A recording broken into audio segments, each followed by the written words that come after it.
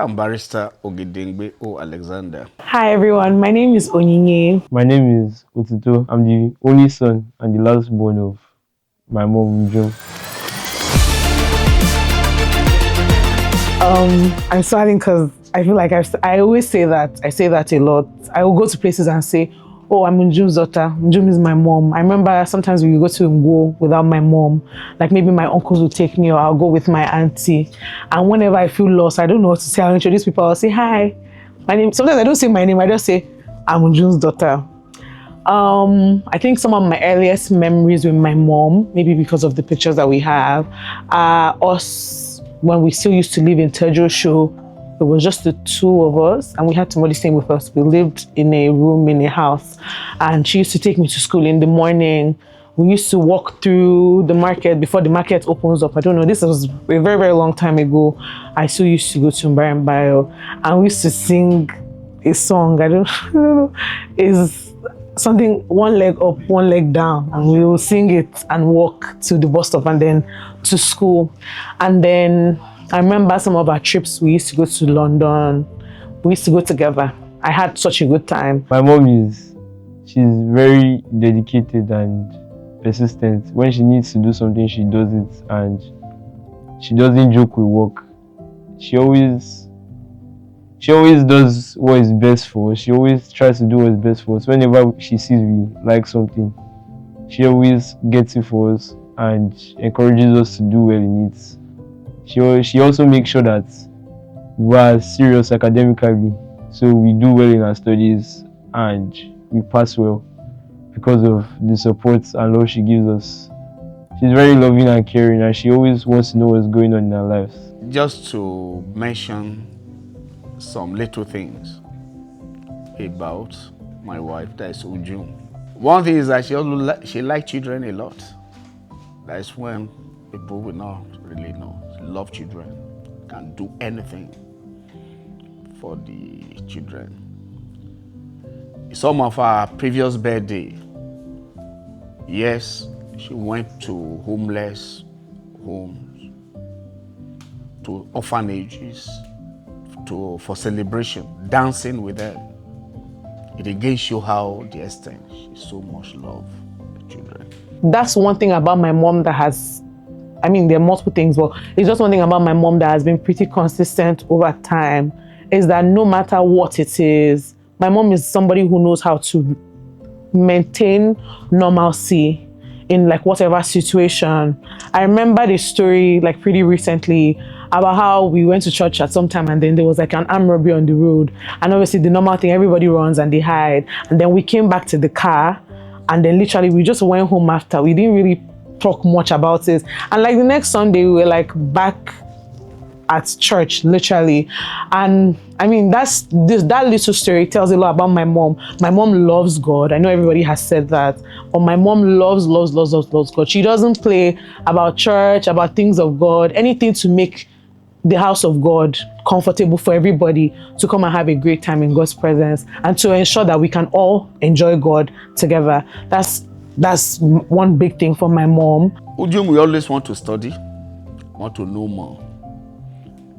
You can spend sleepless night just to be able to know what she doesn't know. I could remember when she was at Lagos Business School, LBS. Yes, even though she was not initially, she was not there all the time, but when it comes to the assignments, when it comes to sharing with some other classmates, I could see the way she would love to take the lead role. At the end of the day, when I saw the result, wonderful results, wonderful performances, and she make friends. She make a lot of friends. And I don't think she has actually met anybody that she didn't make in part in the time of friendship. My mom is somebody who can be very firm, but at the same time, I think she understands that you need to give people a chance to explain themselves. So there was a time when I was in SS3, I had gotten into some trouble in school with the school management, but I didn't do anything. But for some reason, they were not like hearing it from me. And you know, as a little girl, I just had the feeling that, like, okay, if nobody here is going to listen to me, can you let me call my mom, please? Like I said, I'm Njum'S daughter. So I was like, will you let me call my mom? And they said no. So I saw my mom on the line in church on Sunday, and I told me, I don't think there's anybody that my mom cannot check. So I told my mom, I said, I want to see what happened. Please, can you call me? So she called me. So then I speak to my daughter. So I told her, my mom is very busy. Like I said, my mom never used to come and pick me. She would just send somebody to come and pick me up from the school. I'll do what I need to do and I'll go. But that day, for the first time in, like, maybe since I was in junior school, because I was in SS3 at the time, my mom came to school from the gate self. I was like, you could see how, like, charged up she was. She had gone to the principal to talk to him. The man was not even trying to give her any ear, but my mom demanded his attention, and she was able to hear from him. And then he even called me and gave me an apology.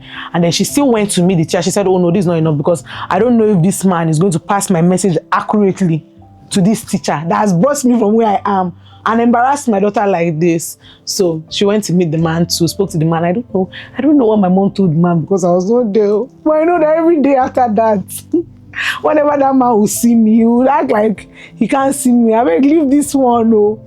And then he had now told teachers in the school. I can't imagine what our mom said. I don't know. But for me, it was very good, because I knew that, at least it showed me that in this world, even if nobody else is listening to me, I know that I have somebody that I can confide in, somebody I can trust to come and fight for me. I pray God that will continue to give her more grace,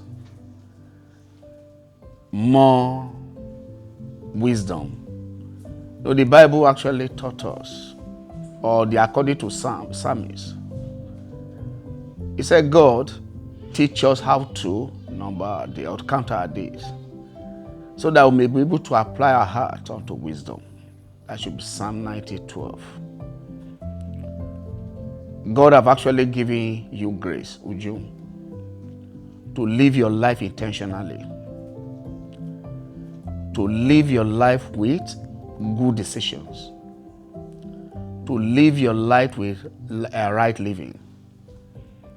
And my prayer is that the next 10 years again, when you'll be celebrating the 60th, which is Diamond, we will be celebrating greater things, because the path of the righteous, according to the scripture, is to shine more and more unto the perfect days. You're going to celebrate your 70, your 80, your 90, your 100, your 120, and your eyes will not be dim, nor your natural strength be abated. And your children are going to be so around you. Njum'S is so lovely, wonderful woman, very supportive. Happy birthday, Mom. I love you. My mom is turning 50. I'm so happy for her. I thank God for the opportunity to be from such an amazing woman.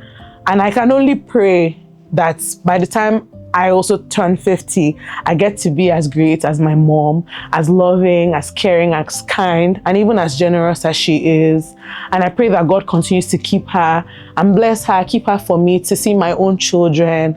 And I pray that God continues to give us the chance to make many, many, many, many, many more memories, to take many walks together and to do many other things, simple things, big things, funny things, and even the opportunity to get on her nerves a little bit more.